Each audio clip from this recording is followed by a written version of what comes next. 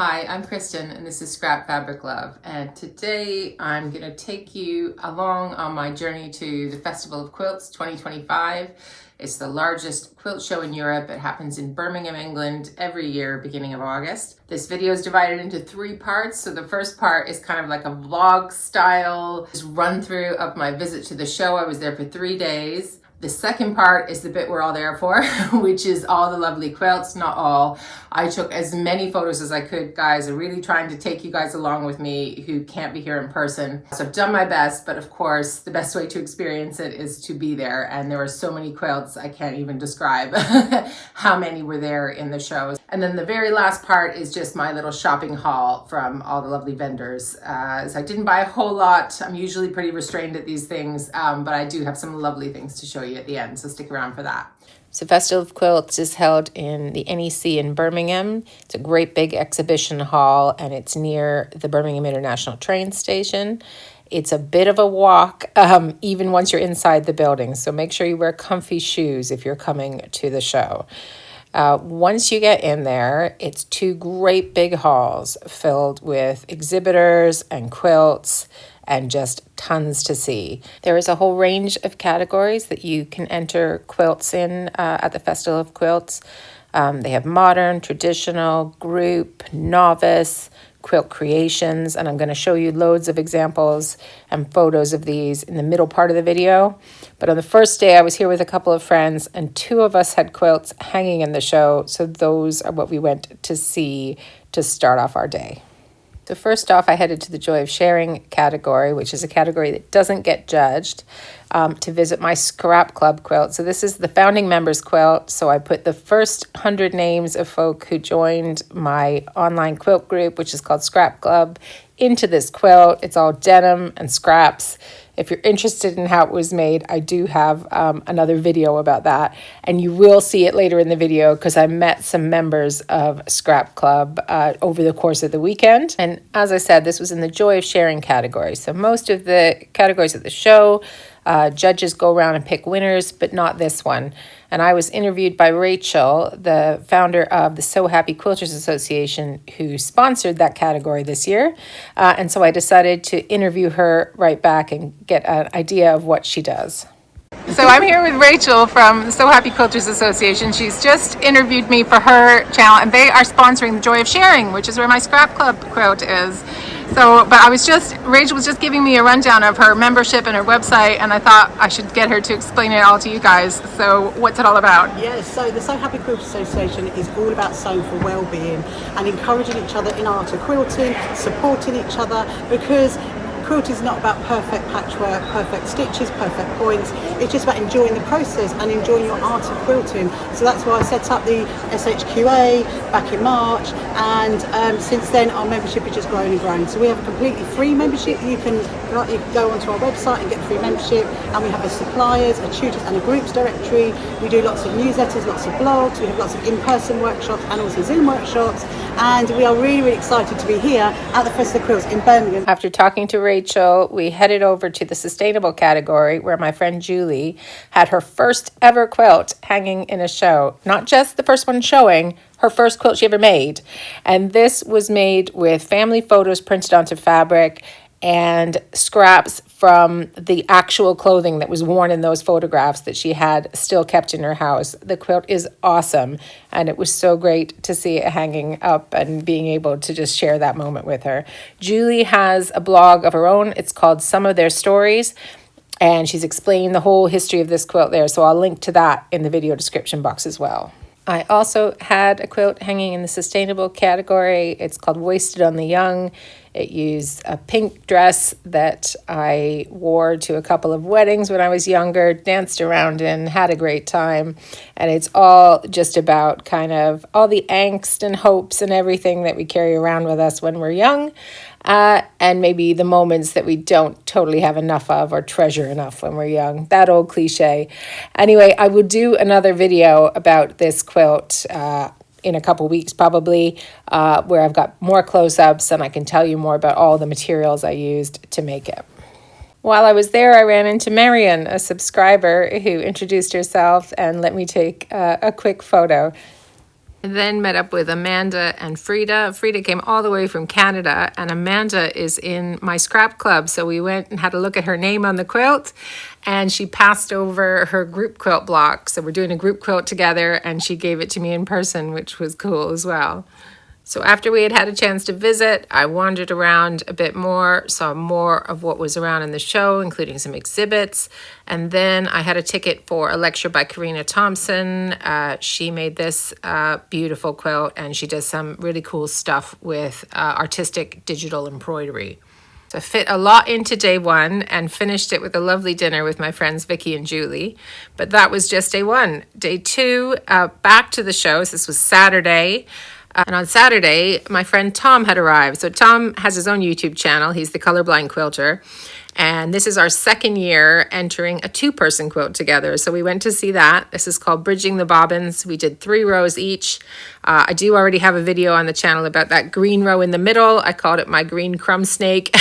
And I will do a video about the making of the rest of the quilt at some point. We also met John, who watches both our channels. He came up and said hi, which was really nice of him. And then we went to a talk by Carolina Oneta, who is a really talented quilter from Mexico. In between looking at all the competition quilts and going to the lectures, there are loads of vendors and loads of special exhibits that you can see as well at the show.